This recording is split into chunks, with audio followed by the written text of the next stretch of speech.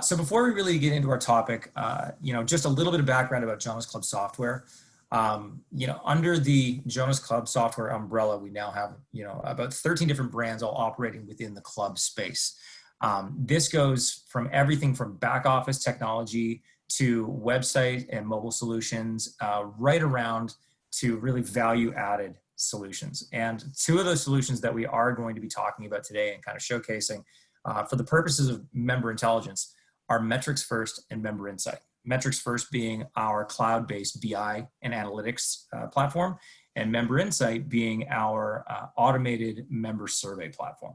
So I'll really get into the hows and whats of member intelligence as we move through here. But just a little bit about our philosophy of clubs. And realistically, clubs are a really interesting space. The way that we look at the private club world and private clubs themselves is that essentially they're a bunch of small businesses all operating under one umbrella. And we as a technology company are basically here to try and optimize those operations, whether it's back of house, front of house, food service, retail, sports and recreation.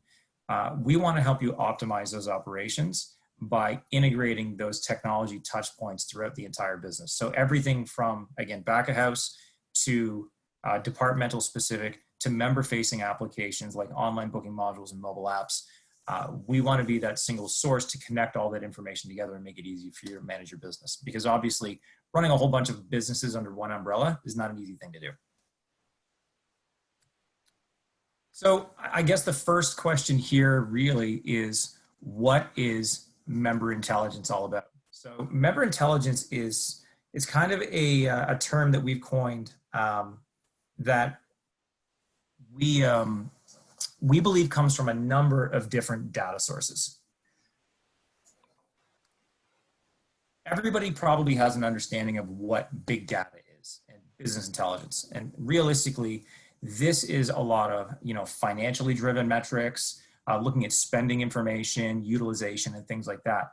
And it's fantastic at helping us make decisions. And essentially, that's all big data is. It's a whole bunch of information that's brought together using analytics, and it helps us make informed decisions.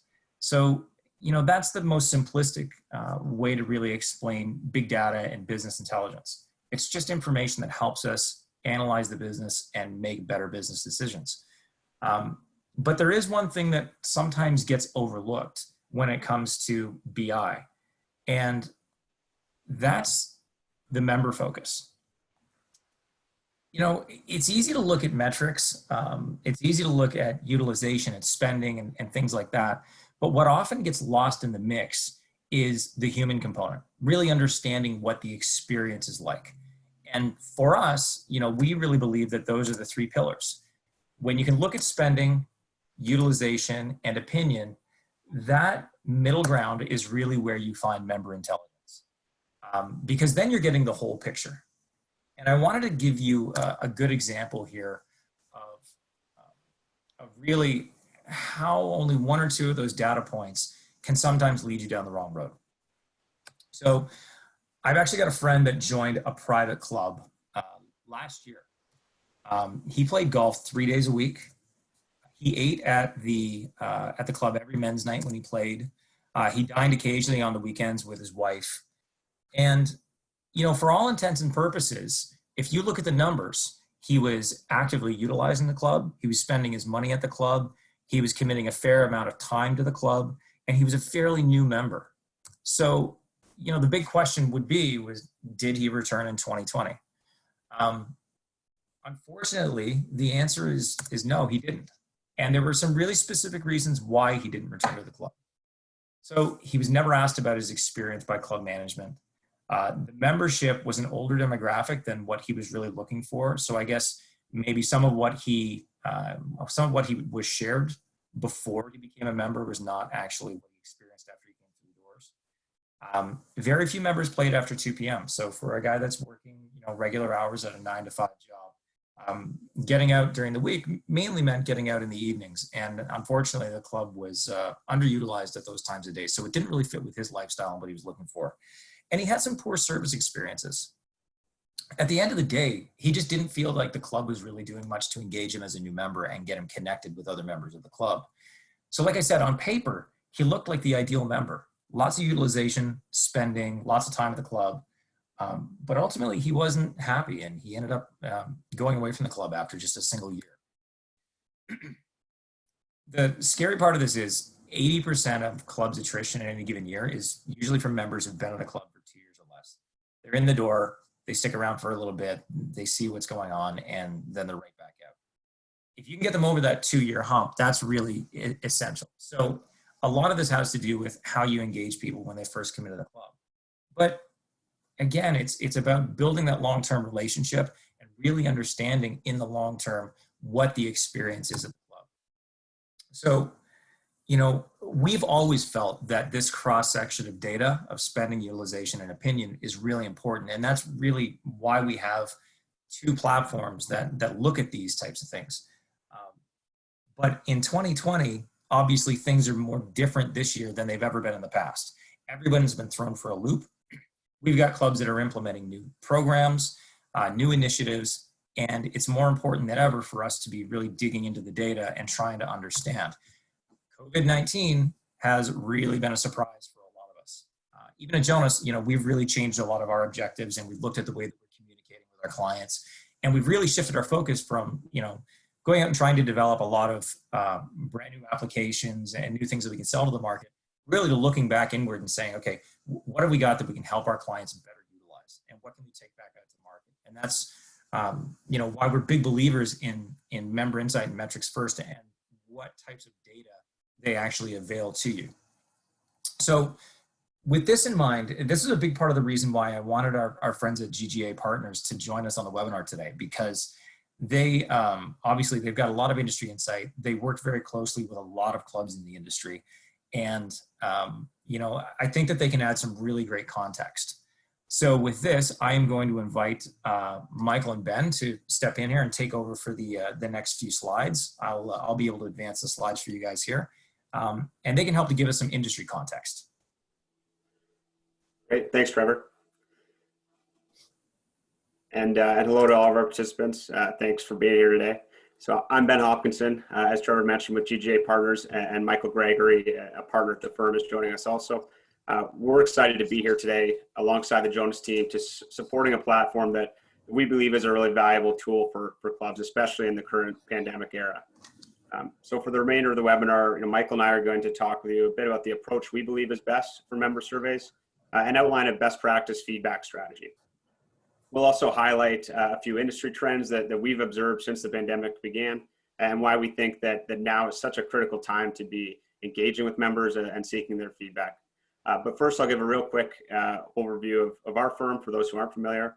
So GGA Partners is an international consulting firm, and we've been advising for nearly 30 years, mostly in the private club industry. We serve over 3,000 clients around the world, and member surveys have been and continue to be a core focus. And we've recently started to see that a lot more customization of member feedback and more frequent collection as well. Clubs are understanding the importance of member feedback during these uncertain times, and that traditional methods of, you know, single static surveys every year, every few years, isn't sufficient anymore to react to changing member expectations and experiences. So we'll talk a bit about our approach to member surveys. And we like to categorize the necessary types of feedback into these 3 categories, being long-term planning, periodic trending, and real-time feedback. So starting with long-term planning, you know, these are typically custom developed surveys that are used to set future strategy and guide those important decisions at your club. They're often based on research. So there might be financial analysis or focus groups done in advance of these surveys. And the results help guide member expectations for the club going forward. So that relates to future vision, key policy issues, capital needs, or you know, perhaps it's funding improvements and how you go about funding those. Periodic trending surveys, a good example is to think of your annual satisfaction survey at a club. They allow you to measure those strategic goals and objectives. So once those strategy is set, periodic trending surveys will help you keep that strategy moving forward. They also provide a good operational feedback and allow management to receive more granular feedback than, say, you know, real-time NPS feedback would provide. The other benefit is benchmarking. So typically periodic trending surveys would be a little bit more, not canned, but you're going to focus on core areas that are similar at every club. And we can help in terms of benchmarking each of those against a relative peer group that provides a little bit of context for the results. And then the third category is real-time feedback. So it's certainly the newest mechanism of the three. And in the past, we would have said that if you have real-time feedback tools at the club, you probably have a competitive advantage over your market, but that's certainly not the case anymore. And we're now getting to the point where it might even be considered a competitive disadvantage in your market if you aren't able to collect and react to real-time feedback from your members. So the strength of the MI platform, we believe that, Member Insight platform is providing the tools for success in real-time feedback. But what we're excited about is that it also has the capabilities to support those long-form customized surveys, which would be annual satisfaction or long-term planning. The fact that it can offer all three is why we think it's a best practice feedback tool and why we support the platform. I'll just touch on now a few recent trends in the industry. Trevor mentioned how unusual of a year it's been, and we're certainly seeing that, though, in a positive manner. We're seeing golf participation way up. That's both in terms of rounds played and just the number of new members, new beginners to the game of golf. So with that, member feedback again becomes critical because you want to assess these new members. Per Trevor's example, you need to be able to gauge that opinion to match with utilization and spend, and see if we can maximize retention looking into the next year. Alongside the golf participation being up is we're seeing COVID spacing protocols creating issues with access to the golf course. And so far we've seen that members have been understanding of this. They've kind of tempered their expectations of access to the tee, but at some point we're likely to see those expectations readjust and clubs will need to find solutions. We also facilitated an industry-wide survey back in the spring of over 6,300 private club members. And that was focused on member attitudes and expectations relating to COVID. And a key takeaway from that was that everyday golf and casual dining were kind of the two core areas that certainly increased in importance for the member experience. And that was generally across the board. While some of the higher touch elements like events, fine dining, valet services, if you have it, those are becoming less relevant to the member experience currently. And finally, we're observing clubs place a greater focus on scenario planning and financial modeling, which I think it makes sense with the uncertainty that makes budgeting a great challenge this fall. And we believe that prudent scenario planning requires member feedback to help confirm a lot of those assumptions and uncertainty for each future scenario or model.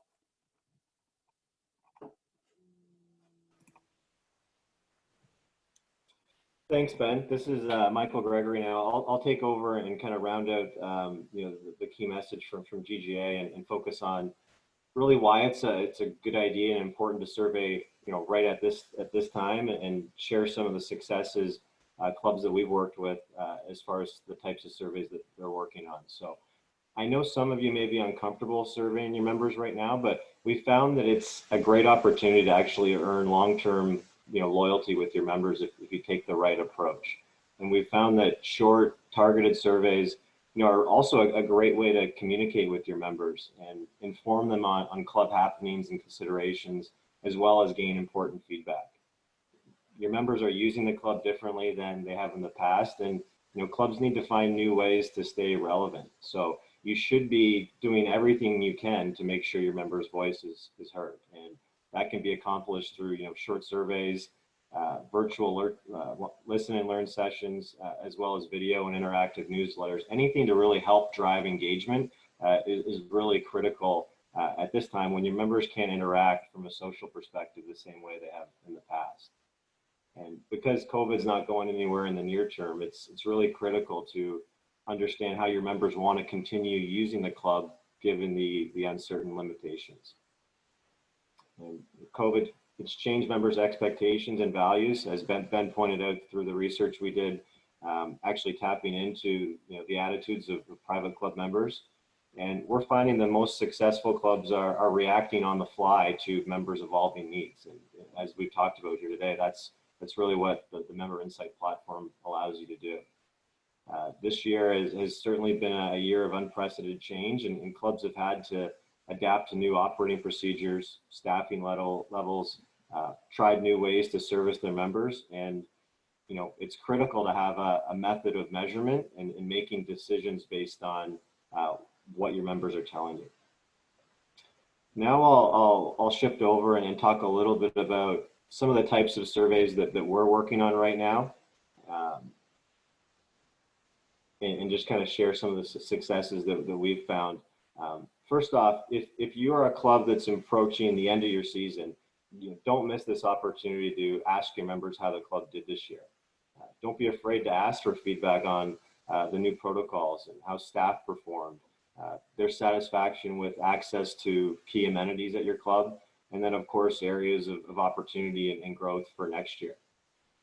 I'll give you a golf example. Many clubs have struggled this season accommodating demand for tee times, as Ben pointed out with the research. And measuring satisfaction with getting a tee time, booking practices, and pace of play is really important to evaluate and benchmark against other clubs in your local market. So we're currently working with several clubs to actually review member access and evaluate the right number of members, given the usage trends that are projected to continue even beyond a vaccine. So we're also learning in our work not only through surveys but focus groups that members are generally accepting of the challenges with access this year, but as we move forward and these trends continue, their expectations will shift, and they are looking for their club to react and find solutions to kind of bring things into balance and closer to what they've been accustomed to in years past. So again, just very critical to be constantly having your pulse on how the club's doing and kind of seeking that continuous feedback. The other type of survey that we're doing is more business planning surveys to kind of attest key operating assumptions. So another example, for clubs in Canada in the north, this is going to be a different winter where more members are staying at home and not migrating south. And many of the clubs that we're working with are preparing for higher usage throughout the winter months. So we've been using surveys to ask members what they would like to see at the club in the fall and winter, and as well as feedback on the appropriate level of restrictions. So an example of what some of those surveys look like, from a food and beverage perspective, would be larger clubs with several dining outlets, seeking feedback on what areas of the club are most desirable, feedback on menu offerings, takeout, as well as attitude towards bringing guests and the number of guests. Getting a sense of how often members expect to dine at the club for those that are going to be spending the winter around the club. And as, of course, gauging interest in any new services and offerings that members would like to see. So all this information can be really helpful for management as they develop a plan and deploy their resources in the most effective way. So really it's a way to understand the need from members, and then as we're all faced with resource and budgetary constraints, we've found clubs adjusting their resources in a way that have the greatest impact on kind of member satisfaction. And then the last one being real-time feedback. Because things are so different and we're operating in new ways, that real-time feedback is never been more important, and specifically constant feedback based on one-off experiences. And Trevor, if you can just advance, we've got one more slide and then we'll turn it over.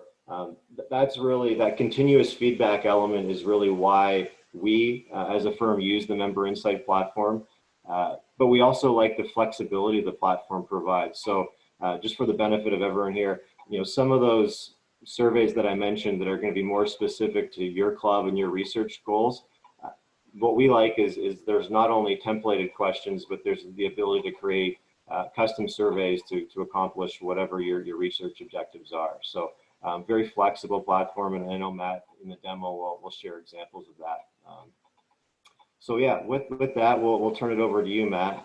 But if for anyone that does have questions, please don't hesitate to contact Ben or myself at GGA Partners. We'd be happy to share some more around what we're seeing and help inform and design a member feedback strategy that that might work best for your club. So again, thank you for the opportunity to be here, and wishing you all the best. Matt, I'll turn it over to you to walk through the demo. All right, perfect. Thank you, Michael and Ben. Trevor, if you can pass over leader to me, then I can jump into member insight. Perfect. Thank you. All right. So what we'll do is first we'll take a look at member insight here. I'll do a quick kind of walkthrough of what the front end looks like and what kind of your different department heads would be working in, what they would see from an action item and how they would kind of correct it and step into those situations. And we'll take a quick dive into a little bit of the background and settings. Then once we wrap up member insight, we'll take a quick dive into metrics first as well too. So based off of member insight landing page here, you are on the main dashboard when you log in. This view under insights is going to be your dashboard. This is the main area. Any of your other reporting tools based off of NPS, which stands for Net Promoter Score, that is basically your survey. The majority of companies that are going and getting live feedback now are using this type of please rate your experience on a scale of 1 to 10, or how likely are to recommend flying JetBlue to friends and family. Those are those types of NPS based questions. So it's going to allow you to get a baseline score, and it's going to go for an overall view, as well as you can benchmark against your own internal departments, which pull in from your point of sale areas based off of your Jonas system there. So your dashboard review is going to be your main landing page. From here, as I mentioned, you do have your NPS, which is going to be your overall score for the club. Those are that real-time feedback-based surveys. So these are based off of point-of-sale transactions. So if I go and I'm playing around a golf and I purchase a Gatorade from the restaurant, I might not need to receive a survey on that. So we do have some restrictions that we can tie into there with some financial minimums to say you have to spend a certain amount of money in order to receive a survey. But if I go in after my round of golf and I have dinner there at the club and I spend X amount of money, I can be triggered to receive a survey based off of that specific dining experience. And then this can stretch across multiple departments at the club. So it doesn't have to be just focused on food and beverage. You can use it for golf course, retail, spa, any areas that you have a point of sale tied in with Jonas.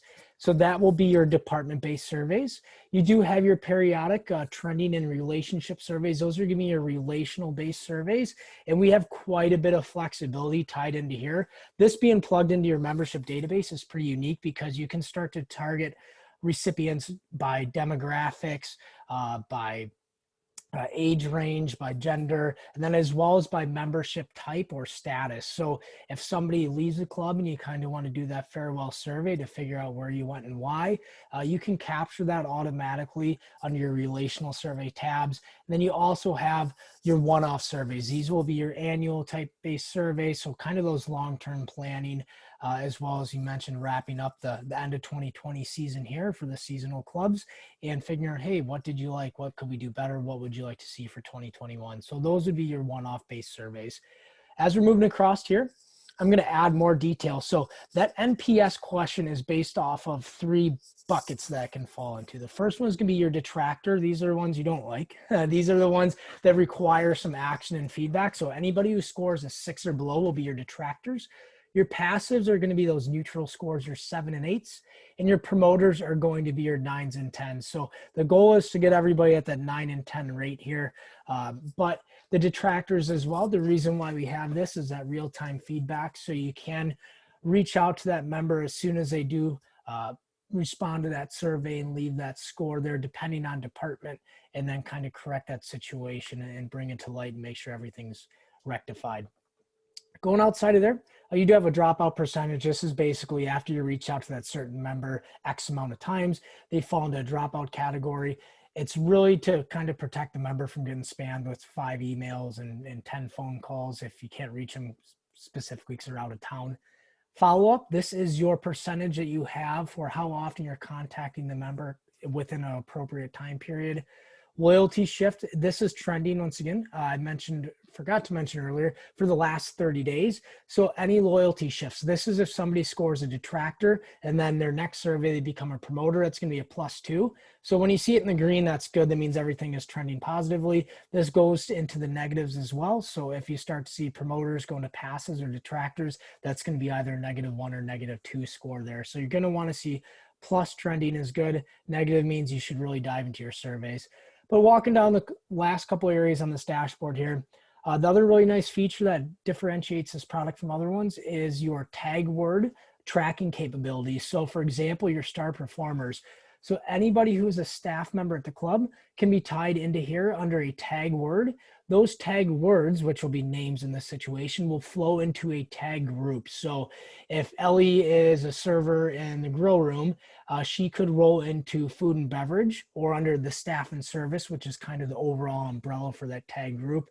And then any other words that would fall into it, if pace of play, slow, fast, course conditions, anything like that could fall into a tag group related back to golf, as well as if you had one for spa, you could have any of those type of words that would flow back into the tag group. So you have some automation in here.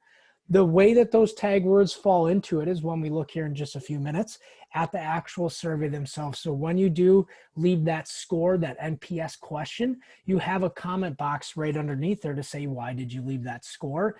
Anything that is typed in that comment box is automatically reported on. So that's where all those tag words fall into. All those tag words roll into those tag groups. So it allows you to look at a lot of data really easily and really quickly to see how that specific department is doing.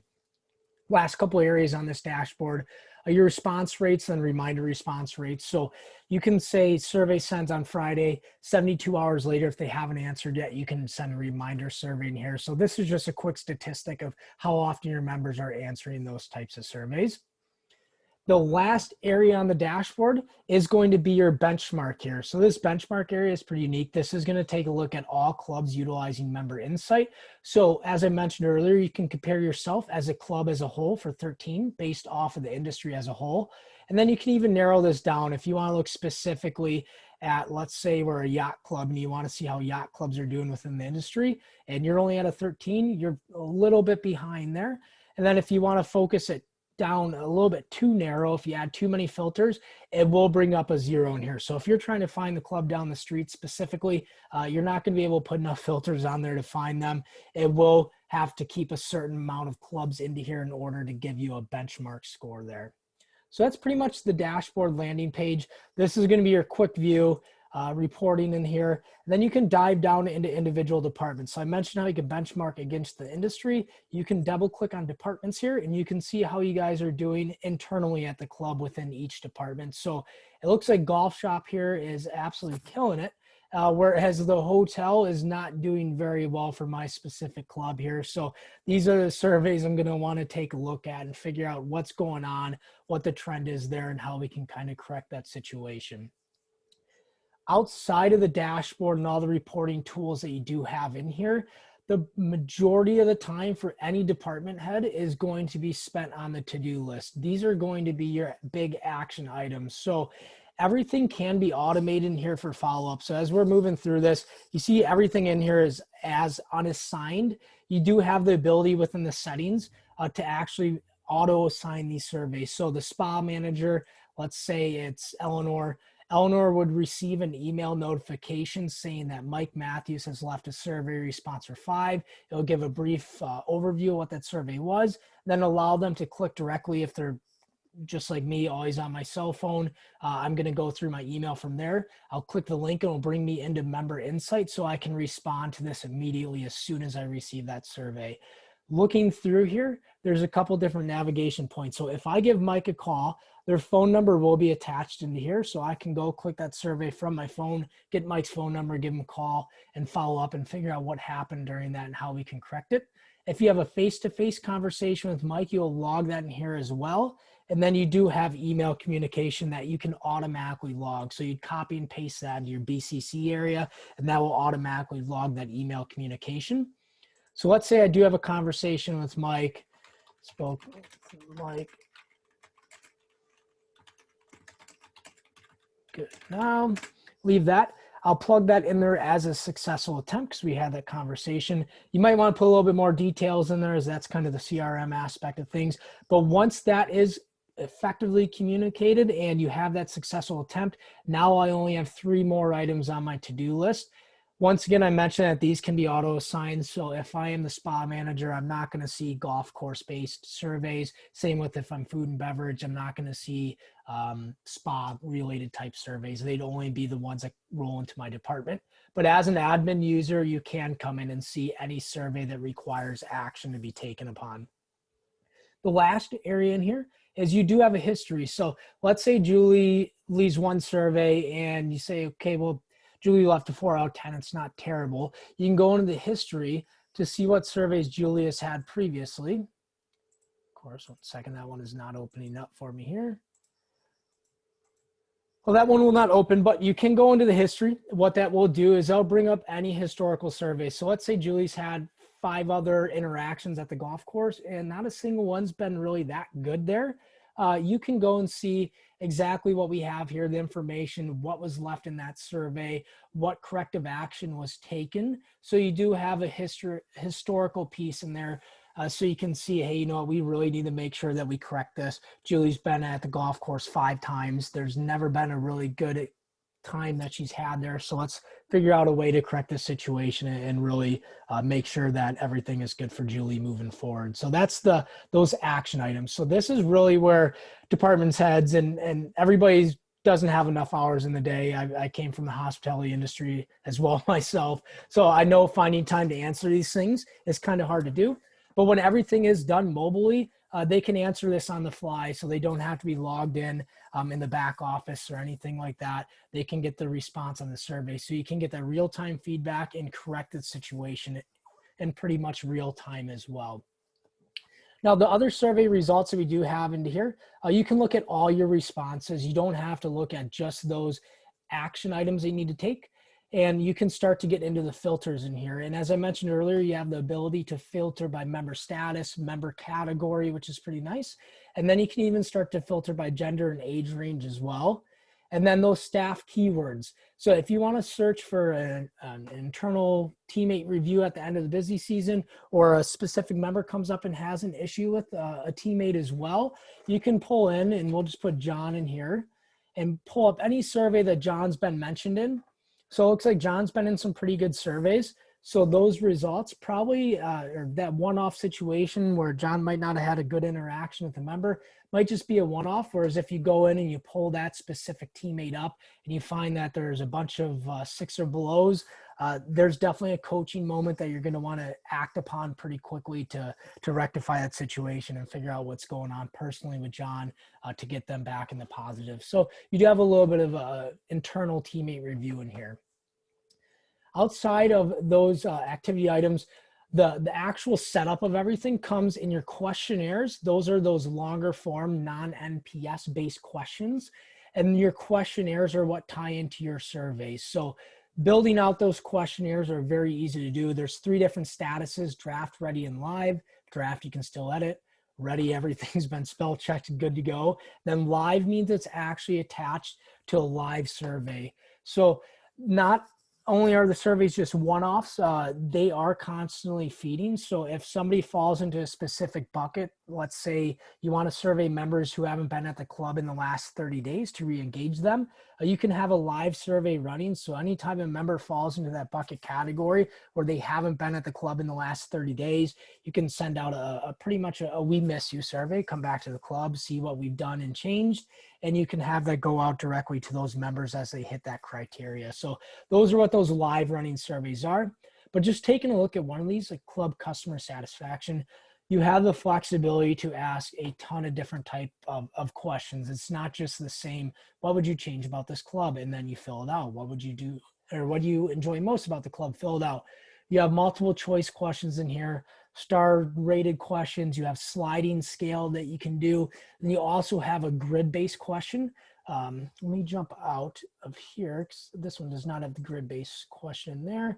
This is what your grid type question would look like. You can ask basically multiple questions in that one type. So These are going to be, you can use this for your annual surveys. You can use it as checking in to see how members are doing. You have the full flexibility to use this as a single question or as many as you would like to have in there. So once you have your questionnaires built out, this is where your surveys start to flow into here. So you have your presets. These are going to be your type of relational based surveys, your department surveys. Those are going to be the ones that are tied in with that real-time feedback. You do have custom surveys in here. These can be your long-term planning type surveys. So these are your annuals. I always say you can use this if you have a one-off event, like a New Year's party that you do every year. You can send out a specific custom survey on that. Then you also have in here is your static survey. This is one that can be embedded into your website. I do have clubs that are looking at potentially embedding this into their mobile app as well. So a member essentially can go on at any time and leave an NPS-based type score, 0 to 10, on any specific area at the club. I also recommend as well that during or in your pro shop, when a member goes in to enter their round of golf score for their handicap there, you can also have a static survey running in that same area so they can leave instantaneous feedback based off of their pace of play or anything like that as well too. So the last kind of comment I have on the static as well is this is kind of your digital comment card too, which is a pretty common one. So you can be running this as well on a tablet device, drop it on a table after somebody's dined and get that instantaneous feedback if you don't want to run it directly through point of sale based transactions. Once you are in these surveys, I'll just jump into custom here and I'll go to add one really quickly. Building out any of these surveys all look very similar, very easy to do. The first area that you'll have is your recipients. So you can build this based off of your membership database in Jonas, or you can actually do a CSV upload. Corporate events are very big in our industry. So if not everybody there is a member, but you do have contact with first name, last name, and email, you can do a basic CSV upload, very easy to do. But when you're building out some segments in here and determining who you want to receive that survey, adding these segments, I'll just show you all the flexibility that we have. So you can add filter. Any of these filters, as I mentioned earlier, if you want to see who hasn't been there in the last 30 days, you can set up a last attendance, say 30 days or more. I can add that filter. If I want to add another one and you want to look at members by age who are only over, we'll say it's more than, we'll go 35, add that filter. And then you want to survey only active members. So by member status, you can leave it as active. And now you're looking at a specific group of members that are active. They're 35 or older, but they have not been at the club in the last 30 days. So those are the types of filters you can get in here. You can be as creative as you want with them. And then when you go to update your preview, this will pull what members are part of that segment. So you can kind of see if you get too narrowed down, you'll obviously have no members in there, but depending on what you want to see, you'll show who it is. And you can download that as a CSV as well too. So once you have your segment built out to there, I will save and exit, go back to that survey. 1 second here. I apologize. Custom, I'll go to add survey. I should not click save and exit. So once you have your recipients, the next part of it is your survey options. This is going to be your NPS question. Your branding is going to go on this page here. This is that type of NPS question that you'd see. How likely are you to recommend Mystic River to friends and family, someone you know, colleague or other? You can inherit this, or this will automatically be inherited for your department survey. So if you have 3 different food and beverage areas, it will specify for each individual one. And then these are those question sets or those questionnaires that you can choose to add into there. I'll add prospect trial membership. And then from there, you do have your comment options. And as well, if you don't want to include that NPS question, you don't have to.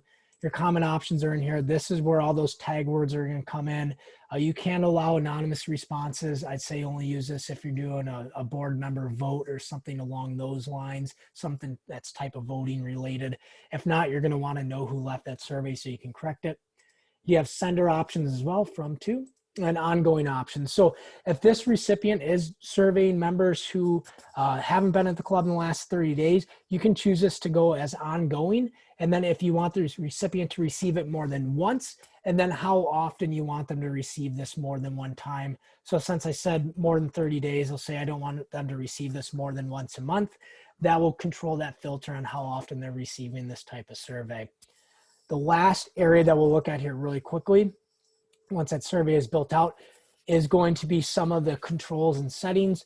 Brand and locations, those will be set up in advance.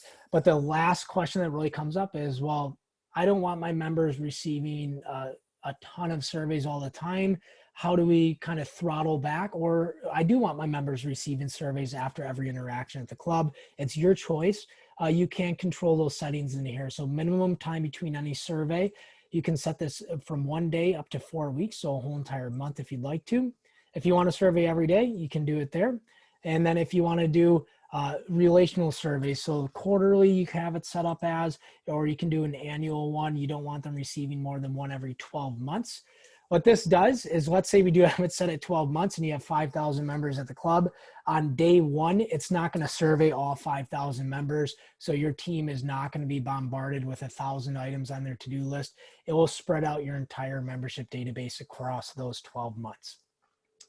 So those are really the settings into here. If anybody does have any specifics that they want to see, I'm more than happy to set up a one-on-one after this. But really the bulk of the area is going to be spent on that to-do list with your individual department heads. And then any of those reporting items, I can send over examples of those as well too. But bumping out of, oh, go ahead. I was just going to say it's a great walkthrough, Matt. And before you do jump over to metrics first, we had 3 really good questions come in that I just wanted to maybe address while member insight is still fresh in everyone's mind. So these questions can be seen in the Q&A section, but I just want to make sure that everyone was aware of them. So the first question is member insight cloud-based, or do you access it directly through Jonas? And it is cloud-based completely, so you can access it on any web browser from anywhere in the world, any mobile device. It's always accessible to you. The second question we had was, do you have to have Clubhouse online, or can it work with Members First or other web service providers? So the answer is that Member Insight is not tied to any web service provider at all. It's a platform of its own that functions independent of your club website and your club website service provider. So it doesn't matter what system you're using to provide your club website. You can utilize all the features here at Member Insight. The last question was in regards to existing member data. So can existing annual member survey data be uploaded into Member Insight? Great question. It is something we've actually heard before. And we do have a request in on our development list actually to look into doing this. But the answer is no, not right now. However, and I believe Matt already covered this, you can export all of your survey data from Member Insight. You can export it, and then you can combine it with your historical data. And that way you can do some comparative analysis, you can do some trending and reporting on it that way. So all the data collected in the system is available to you through exports. So thanks everyone for the questions, and feel free to keep throwing questions into the Q&A box. We'll be monitoring them. But I'll throw it back over to Matt, and he can probably jump over to metrics first for us. Perfect. Thank you, Trevor. I didn't even see those questions come through, so I'm glad that's why we have a team here helping out. But jumping into metrics first here. Once again, the same landing page is going to be your dashboard as soon as you log in. So similar to Member Insight, you do have your dashboard, which is pretty much a snapshot overview of specifically with metrics first, your key performance indicators for your club. Right now, the main landing page, I'm logged in as a general manager. So the view is kind of geared towards that type of role. Just because I'm logged in as the general manager right now doesn't mean I'm the only one that can be logged in as a general manager. As you can have multiple users using the same username to log in. So I always recommend potentially have a food and beverage generic login for any of your food and beverage team leads, as well as if any activities or golf, anything like that, have logins, because you can share those username and password to get in. All the information in metrics first here is, once again, just like Member Insights, completely cloud-based, so you can access this anywhere. You don't have to be dialed into Jonas or your back office system in here to view this information. It is all pulled into here. And the other nice part is there's no heavy lifting involved with this. So what you see in here when we start to kind of venture through the dashboards is all built for you. You don't have to go in and know how to manipulate the data. If you've never seen Jonas back office, never worked with it a day in your life, you can access all the information in here very easily and understand what's going on at the club, what some member spending trends are, what the utilization at the club is, and even down to your overall demographic breakdown of the club, what your attrition is, any risk profiling for your members as well, ones that are likely to leave that you want to re-engage with. So very, very powerful platform that we have here. But walking through your main landing page, once again, your key performance indicators here are going to be at the top. Total membership, new members, resigned members. If you want to see average food and beverage spend per member per visit, or average spend per member per visit, you have those type of KPIs you can get plugged into here as well. Some of your utilization metrics are going to be on your landing page too. These are pulling from any reservation sources that you have through Jonas, through Members First, and then Tee Times as well works with 4Ts too. So we do have an integration with 4Ts to pull in your tee time information. But basically the next couple dashboards on this landing page, if you don't utilize any of this, you don't need to see it on there. This is all geared specifically for your club. But your reservations, these are going to pull into your members to meet category. You do have some this is the Excel view, I say. So if you want to see who's expected at the club today, you can filter by membership type. You can filter by tee times, dining reservations. If they have a hotel reservation or any events, you can filter all these categories by there. Club calendar for the day is going to pull in your events. Some actual financial information is on your landing page as well too, with food and beverage month spend to date, as well as your month to date and sales overall for the club. And then as well, another booking area with booking by hour, and then your data as of. So this is not set in stone. You can have what you want to see on your dashboard. And then for a navigation standpoint, all of these boards as well, you can export this information or download into CSV format. The three little drop-down menu here expands these. So if it's kind of an eye chart, you can expand it to a full page if you want to. You can minimize it. And then as well as you can download these. And then some of them do have filters in here as well. So you can filter out specific areas that you want to see. But moving off the homepage, we'll touch mainly here on membership really quickly. It's kind of broken down into two different areas. So you have your kind of demographic and usage information in here. Your churn is going to be one of them. GGA has worked with us in developing these statistics to show for our clubs, as these are some of the most important ones that a club can look at, especially for a year like this year. So you have, these are rolling off your previous 12 months. It does have the historical information in here as your new members versus resigned. This club looks like it keeps growing year over year, which is very good. But you have your attrition percentages, all the information's tied into here. None of these are really drill into. Some of the other dashboards we have, we'll see that we can drill into that specific information. But once again, a lot of this is touching on basically the demographics. If you want to look at life cycle, a good example was what Trevor gave earlier. That member was looking to see if there's other people in their age range because they still work 9 to 5. They want to play golf. It's going to be later in the afternoon. So if you want to give the statistic, it looks like 43 is the average age of new members. So it looks like the new member age group is still in that working age demographic. So they're likely going to be playing later in the afternoon. Generational breakdown is into here as well too, and this is all live data information. And then I mentioned earlier that risk profiling. This is a pretty unique and powerful dashboard that we have into here. The first grid that we do have is the risk module, and this is taking a risk score. There's 5 different categories. If the member falls in the bottom 15 percentile of any of these 5 categories, it's going to give them a risk score in here. So right now, looking at Francis, he's in 4 out of the bottom, or he's in 15 percentile bottom of 4 of these categories. So one of them being 96, I'm pretty sure his age, he's in the bottom 15 percentile there.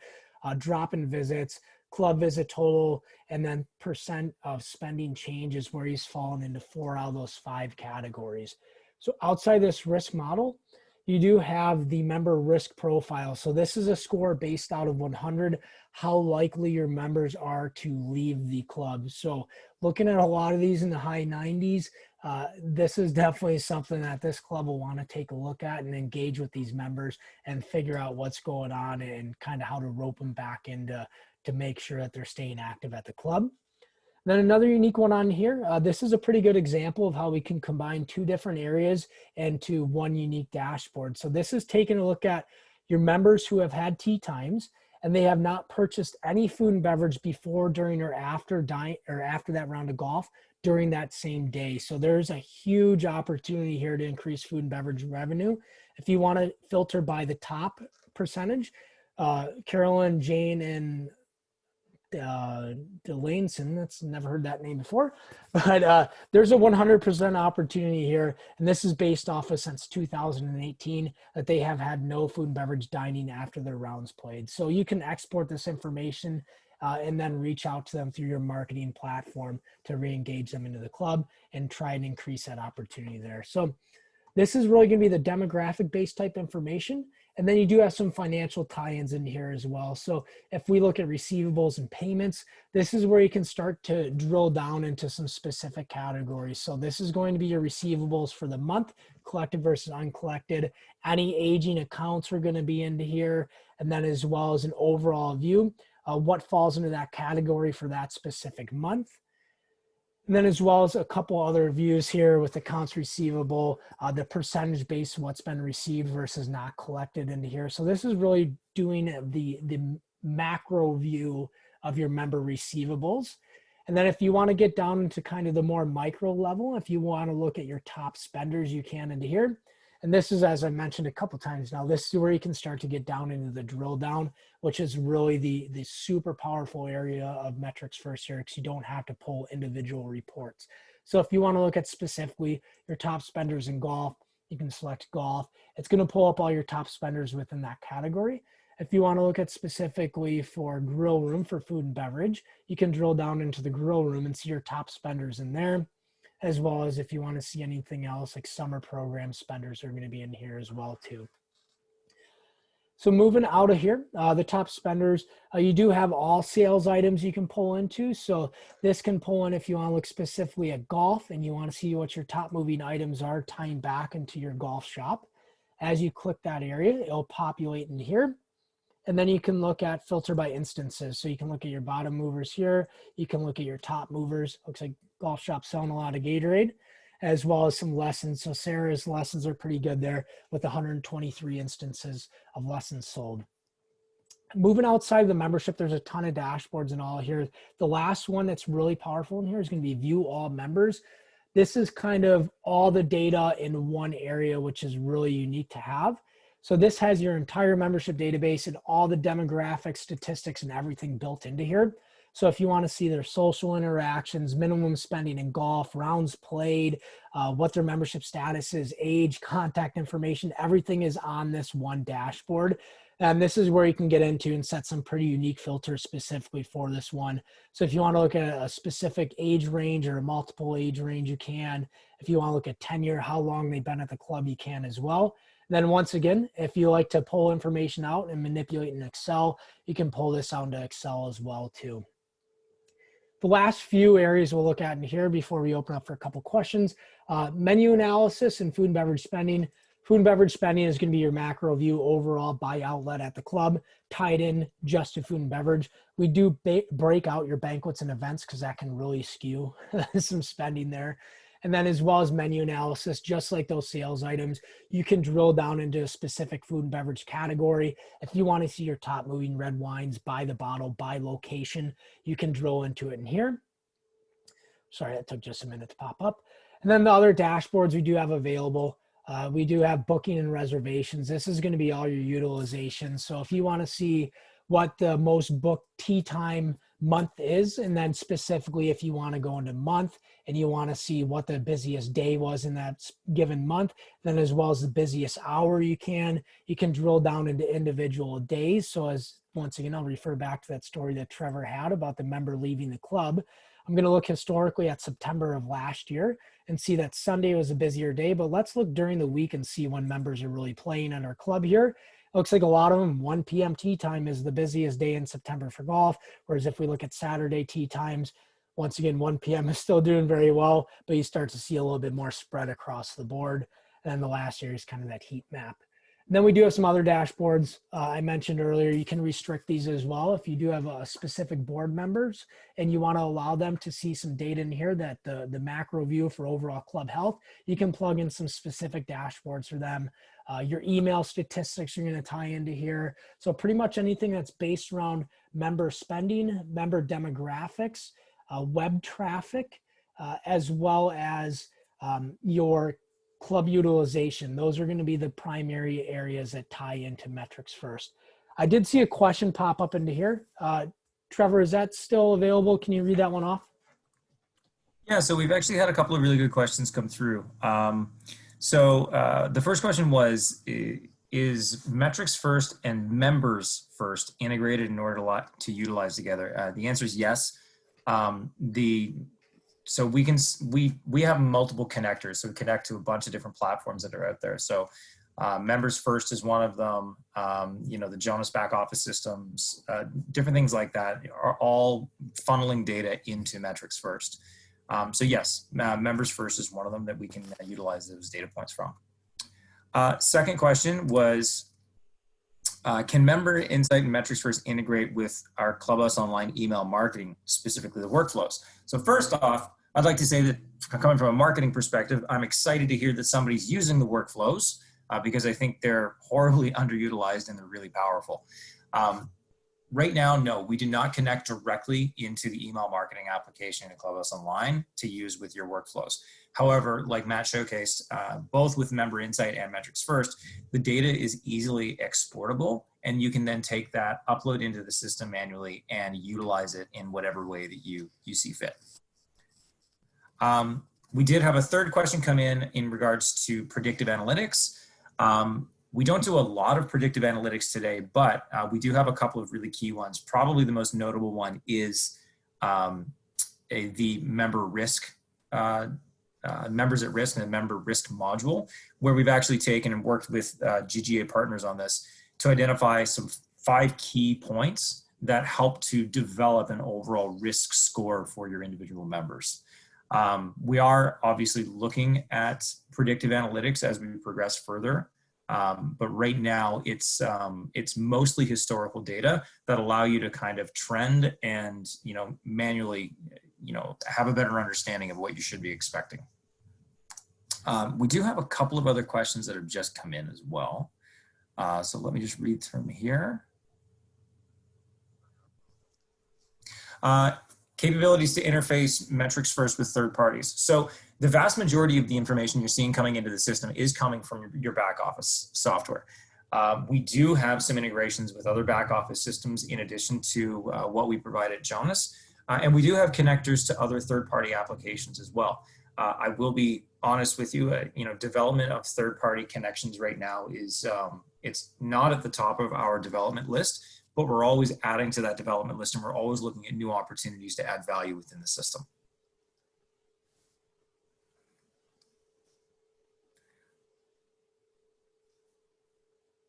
So Matt, I'll turn it back over to you. I think we've covered that. Is there anything else that we wanted to showcase here?